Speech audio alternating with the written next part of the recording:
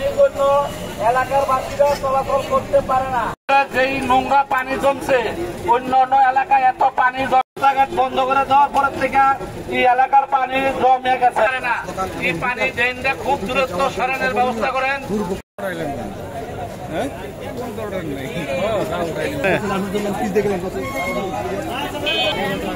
দাঁড়ান দাঁড়ান, আমাদের দাবি একটা ড্রেন পরিষ্কার রাখতে হবে।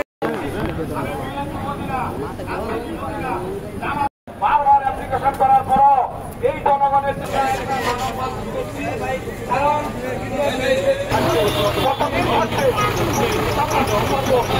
করার মধ্যে দিয়ে আমাদের খনন কাজ বন্ধ করেন যত দ্রুত সম্ভব। উপযোগী হয় তাহলে ওই রাস্তা দিয়ে কিভাবে মানুষ চলাচল করে?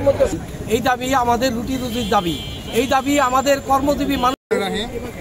আজকে আমরা এখানে দাঁড়িয়েছি অত্যন্ত